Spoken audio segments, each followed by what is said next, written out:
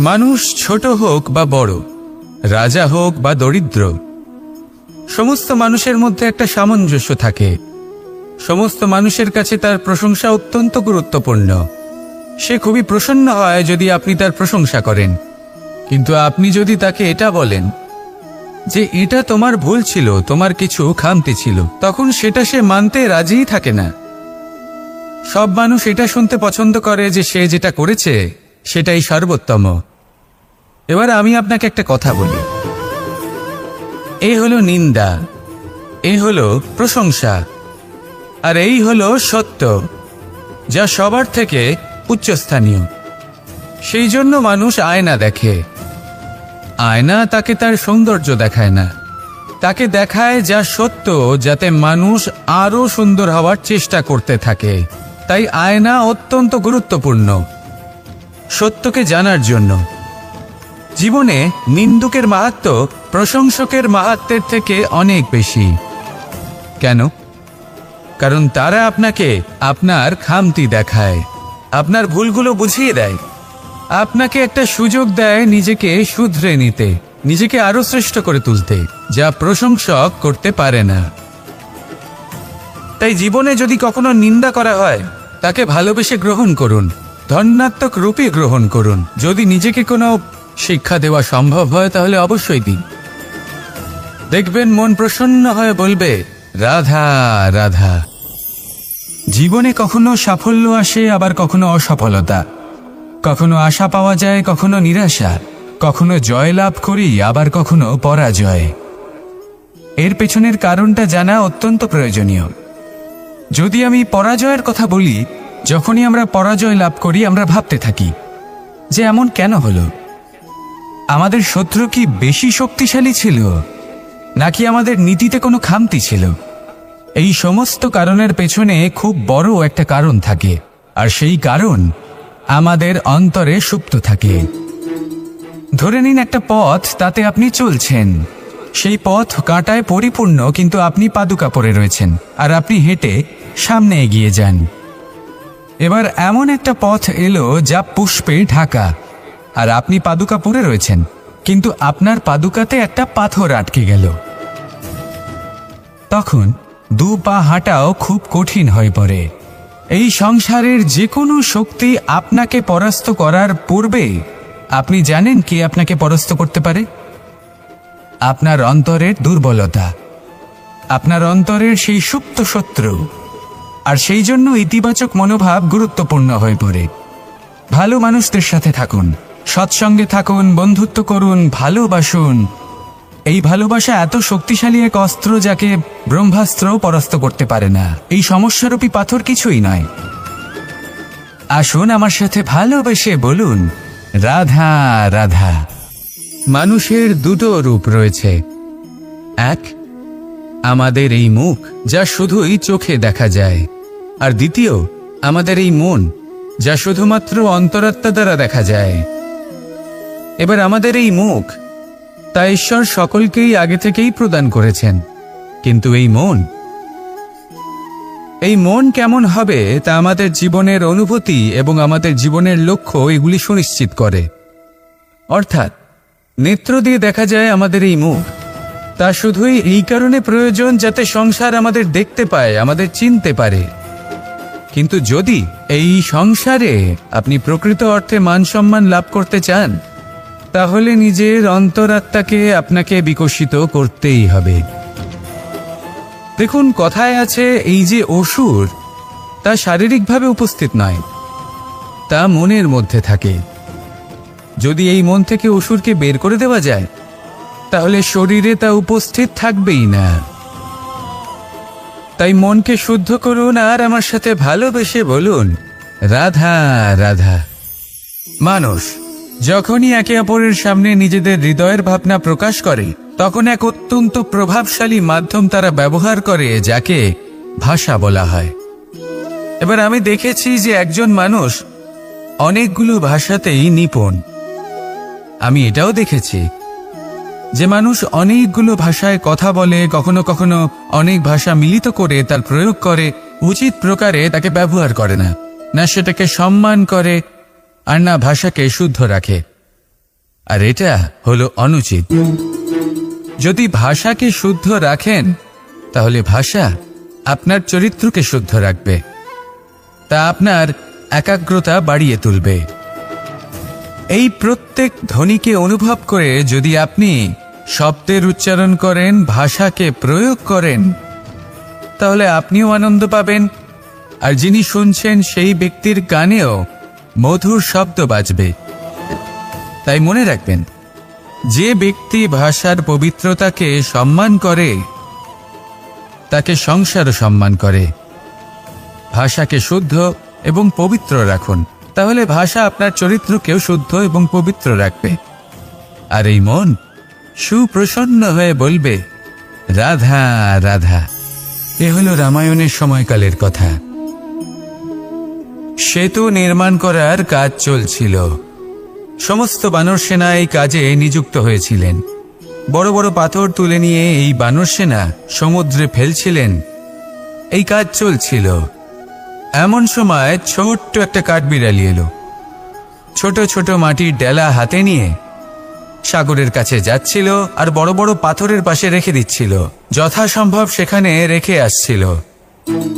সারা দিন ধরে সে এই পরিশ্রম করেই যাচ্ছিল। এবার শ্রীরাম তার এই কাজ দেখতে পেলেন।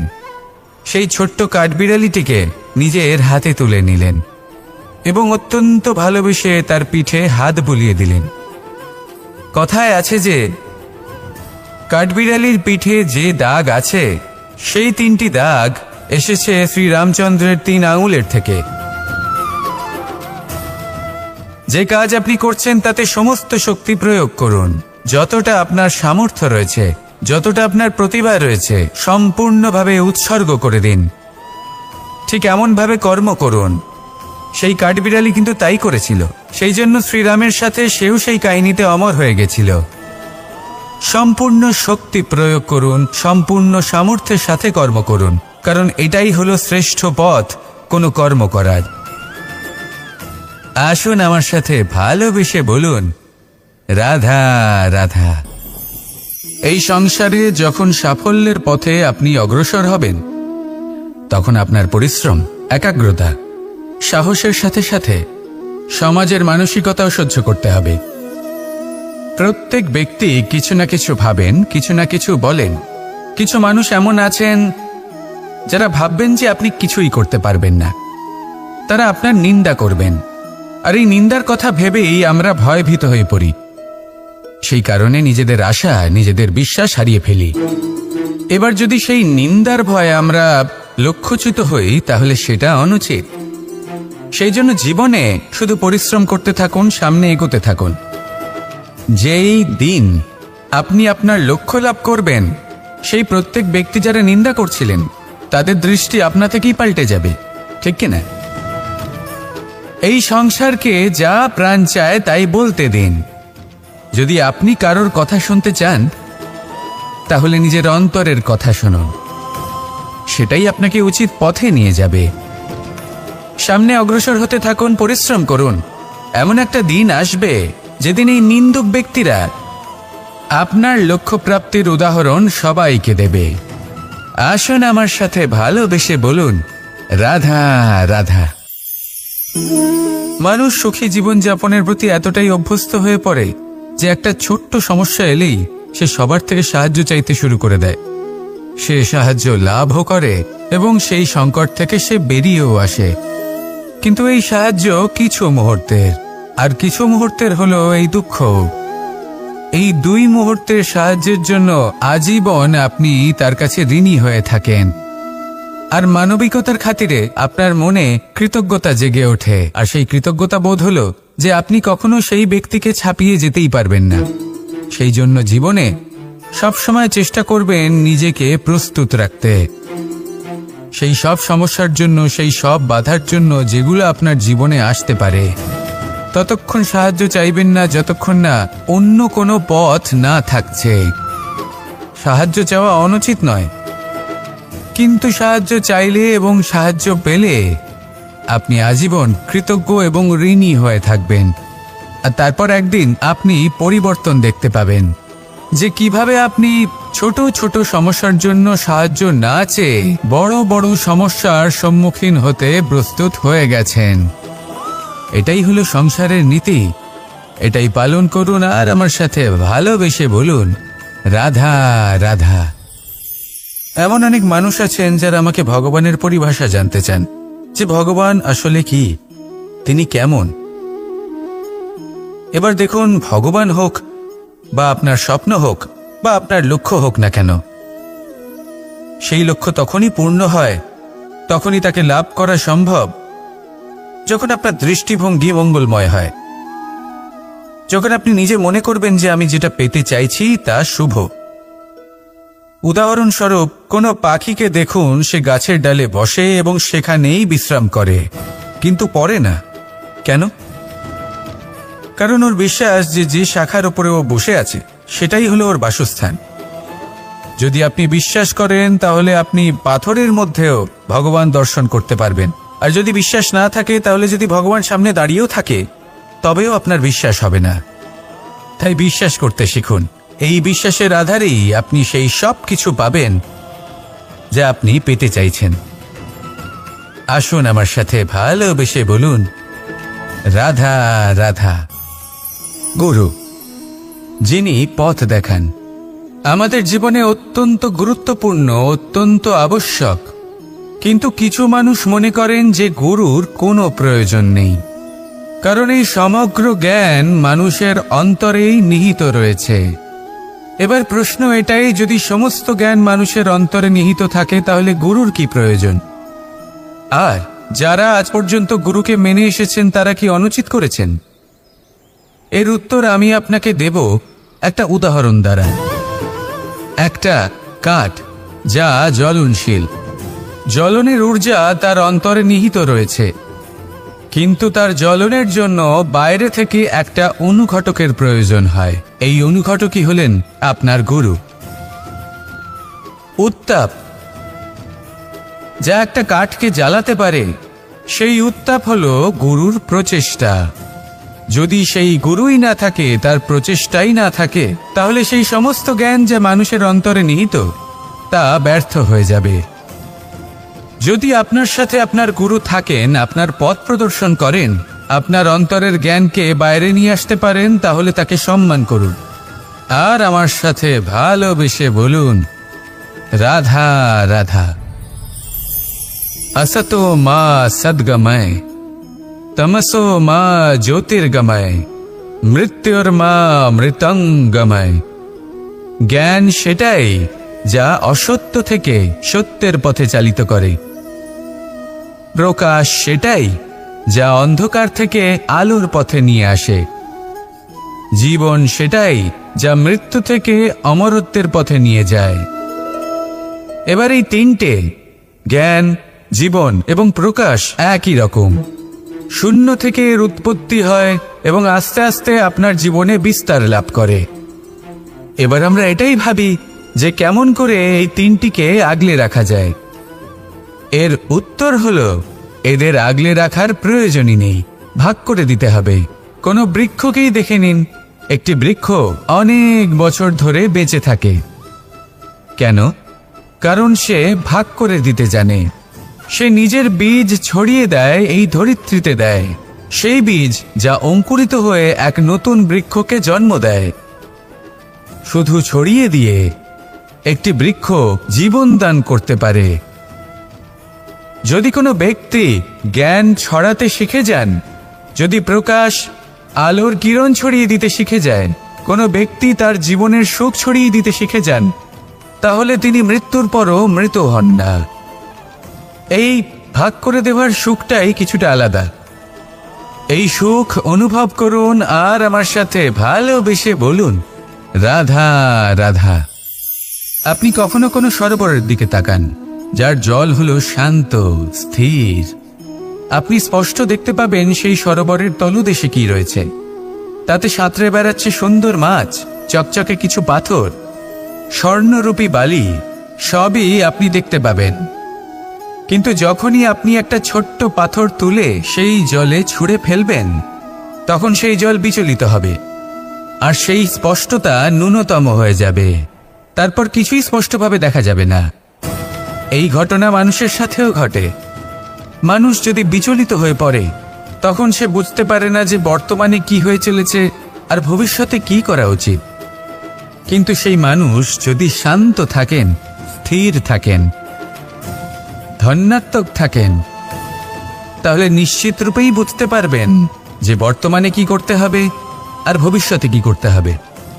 তাই নিজের মধ্যে সেই স্থিরতা আনুন, সেই ধৈর্য ধরুন, নিজেকে শান্ত রাখুন আর সবার মধ্যে ভালোবাসা ছড়িয়ে দিন। এই মন প্রসন্ন হয়ে বলবে, রাধা রাধা। সম্পর্ক এ হলো এক বন্ধন যা আমাদের এক সূত্রে বেঁধে রাখে। কিন্তু এমন কিছু ব্যক্তি থাকেন যারা এই সম্পর্কের বিষয়ে নিজস্ব একটা ধারণা করে ফেলেন যে সম্পর্ক এরকম হওয়া উচিত, সম্পর্ক সেরকম হওয়া উচিত। আমি এই সম্পর্কের জন্য কত কিছু করেছি এই ব্যাখ্যা করতে থাকেন, আর তার বদলে অনেক কিছু প্রত্যাশাও করেন। কিন্তু সত্য হলো এটাই যে সব সম্পর্ক একরকমের হয় না, কিন্তু প্রত্যেক সম্পর্কের একটা বিশেষত্ব থাকে। যেমন চোখ আর নাকের এই সম্পর্ককেই দেখুন। চোখের সব থেকে কাছে কি আছে? নাক আছে, কিন্তু এই চোখ দিয়ে এই নাককে আমরা দেখতেই পাই না। তবে কি ধরে নেব এই সম্পর্কের কোনো মূল্য নেই? এমনও নয়। ঠিক এইভাবেই যদি কোনো ব্যক্তি তার আবেগ আপনার কাছে ব্যক্ত করতে না পারেন বা প্রকট করতে না পারেন বা আপনাকে বোঝাতে না পারে, তাহলে তার মানে এটা নয় যে তার সাথে আপনার সম্পর্কের তিক্ততা রয়েছে। এমনটা কখনোই নয়।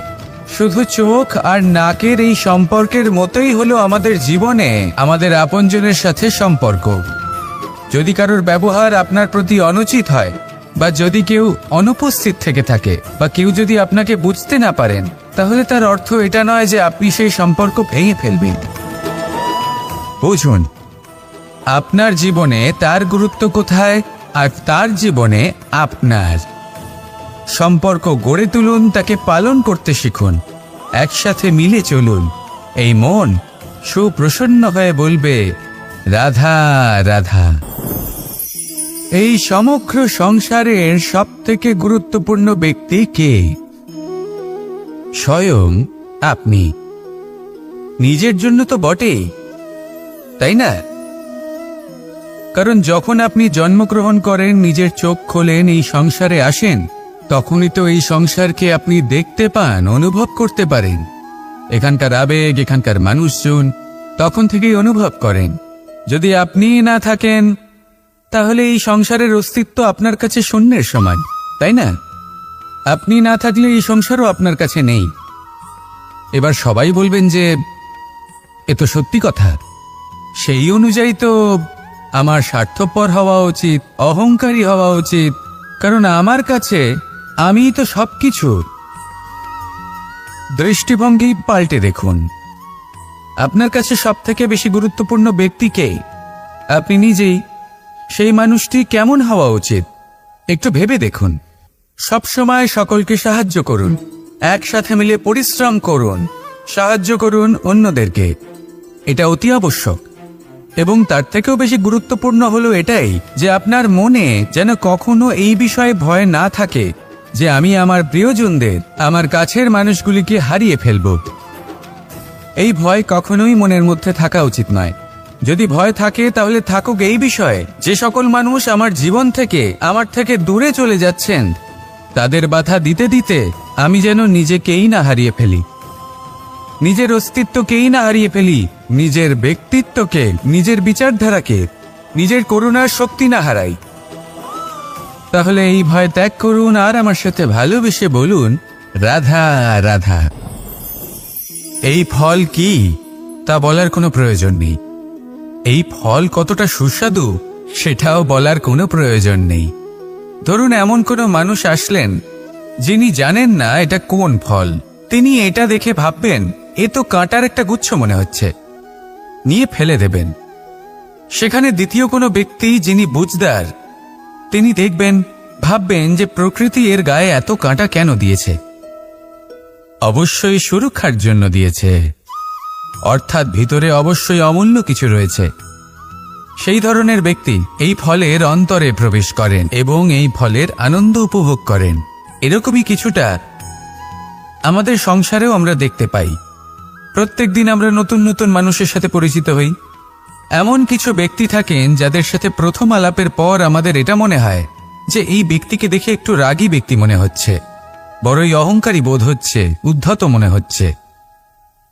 বেশিরভাগ মানুষ প্রথম আলাপের পরে তাদের সাথে দূরত্ব বজায় রাখবেন, কিন্তু যিনি বুঝদার ব্যক্তি তিনি ভাববেন যে এই ব্যক্তি এমন কেন করছেন। হয়তো সুরক্ষার খাতিরে এই ব্যক্তি নিজেকে এরকম করে তুলেছেন যাতে অন্য কোনো ব্যক্তি এসে ওনার সময় নষ্ট না করেন, ওনার আবেগের সাথে ছলনা না করেন, খেলা না করেন। হয়তো অতীতে এমন কোনো ঘটনা ঘটেছে যার জন্য এই ব্যক্তি কিছুটা এরকম হয়ে গেছেন। এমনই একজন ব্যক্তি সেই ব্যক্তির মনের গভীর পর্যন্ত পৌঁছতে পারেন আর সেখান থেকে শুভ গুণগুলিকে বাইরে বের করে আনতে পারেন। এরকমই ব্যক্তি হয়ে উঠুন, এমন বুঝদার ব্যক্তি হয়ে উঠুন যিনি সামনের ব্যক্তির খারাপ গুণগুলিকে অবহেলা করে হৃদয়ের অন্তঃস্থল থেকে শুভ গুণগুলিকে প্রকাশিত করে এবং সেই ব্যক্তিকে দেখাতে পারে। এমন ব্যক্তি হয়ে উঠুন যিনি নিজের জীবনকেও সফল করে তোলেন এবং অন্যের জীবনকেও। আসুন আমার সাথে ভালোবেসে বলুন, রাধা রাধা। আমি জীবনে অনেক ভালো মানুষের সংস্পর্শে এসেছি। এমন ব্যক্তি যিনি আজীবন জ্ঞান লাভ করে থাকেন, পড়তেই থাকেন, পড়তেই থাকেন, জ্ঞান অর্জন করতেই থাকেন, অত্যাধিক জ্ঞান অর্জন করতে থাকেন। কিন্তু এইটুকুই কি যথেষ্ট?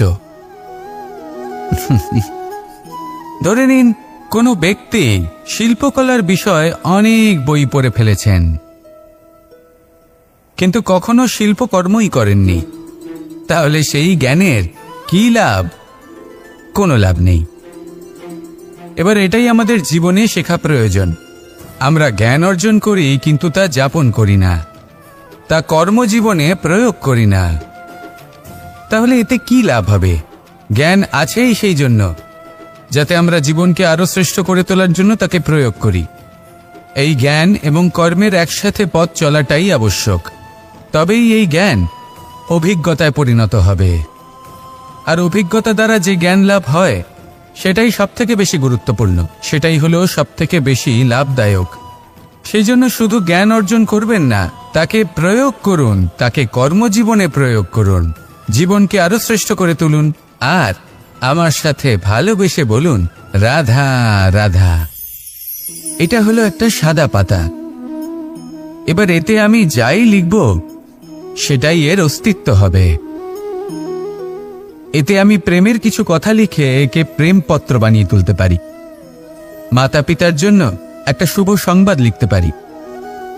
শত্রুর বিষয়ে সতর্ক করব বলে সেনাকে একটা সংবাদ লিখতে পারি। দ্বারকাবাসীর জন্য কোনো সংবাদ পাঠাতে পারি। যাই লিখব এই পত্র সেটাই হয়ে উঠবে। সেই রকমই হলো আমাদের জীবন। আমরা যেমন কর্ম আমরা করব, আমাদের অস্তিত্ব এবং ব্যক্তিত্ব ঠিক তেমনই হয়ে উঠবে। যদি আপনি একটা অসাধারণ, উজ্জ্বল এবং সম্মানজনক জীবনযাপন করতে চান, তাহলে তার একটা রহস্য আপনাকে বলি। যেমন কথন হবে, কর্ম তেমন হবে। অর্থাৎ যতটুকু বলেছেন ততটুকুই করুন, আর যতটুকু করেছেন ততটুকুই বলুন। এই একটা নিয়ম যদি আপনারা পালন করেন, তাহলে এই সংসারের সমস্ত পণ্ডিত আপনাকে অবশ্যই সম্মান করবেন। তাহলে এটাই করুন আর আমার সাথে ভালোবেসে বলুন, রাধা রাধা। বিন্দু বিন্দু জলেই সাগর নির্মাণ হয়। এবার এই কথা আমরা সকলে জানি। আপনি কি এই কথাটা জানেন যে ছোট ছোট সুখের দ্বারাই বড় সুখ লাভ করা যায়? একজন বাবাকে দেখুন, সন্তানের জন্ম থেকে তার যুবক হওয়া পর্যন্ত তার সাথে ছোট ছোট সুখ যাপন করেন। এই ছোট ছোট সুখগুলি তাদের প্রেমের সম্পর্কে গভীরতা নিয়ে আসে এবং প্রেমের এই গভীরতা তাদের জীবনে বড় সুখ নিয়ে আসে। এটা ঠিক সেই রকম যেরকম বিশাল এক সমুদ্রে, গভীর এক সমুদ্রে অমূল্য রত্ন খুঁজে পাওয়া যায়। এটাও ঠিক সেই রকমই। সেই জন্য জীবনে বড় বড় সুখের খোঁজ করতে গিয়ে সময় নষ্ট করবেন না। এই যে ছোট ছোট সুখ আছে, এগুলোকে যাপন করা শুরু করুন।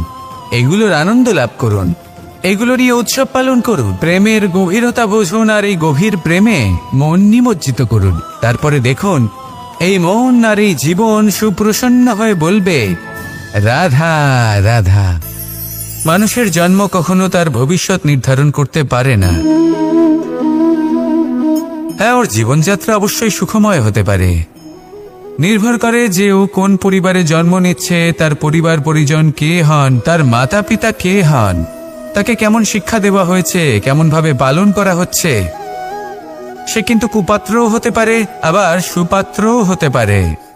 কিন্তু সে চলে যাওয়ার পর এই সংসার তাকে মনে রাখবে নাকি না, আর যদি মনেও রাখে তাহলে কিভাবে মনে রাখবে, সেটা নির্ভর করছে তার কর্ম এবং তার নির্বাচনের উপর। ঠিক যেমন বর্ষার এই জলের ফোঁটা যখন মেঘ থেকে ঝরে পড়ে, তখন তার এই নির্বাচন হলো গুরুত্বপূর্ণ, কারণ তার নির্বাচন তার উপর নির্ভর করছে তার ভবিষ্যৎ কেমন হবে। ঝিনুকের মুখে পড়লে মুক্ত হয়ে ওঠে, সাপের মুখে পড়লে বিষ, আর যদি কোনো পাতায় পড়ে তাহলে শিশিরে পরিণত হয়।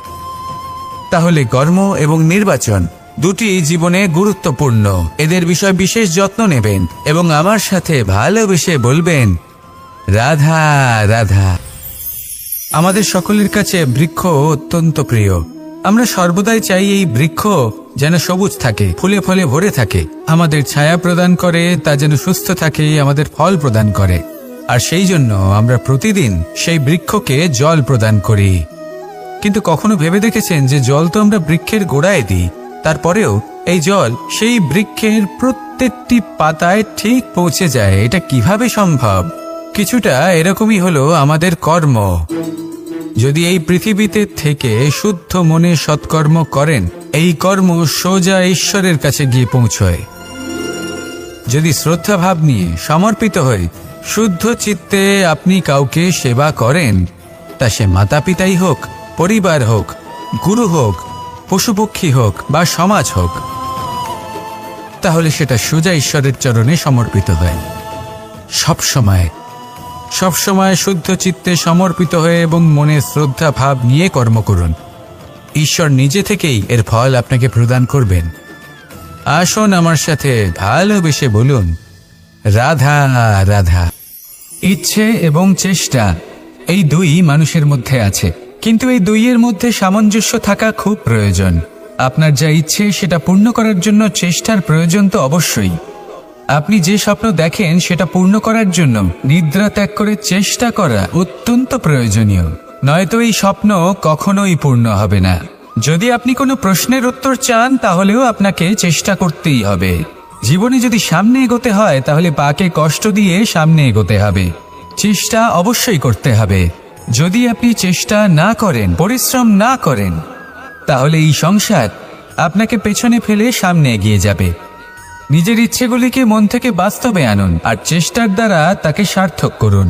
এই মন প্রসন্ন হয়ে বলবে রাধা রাধা।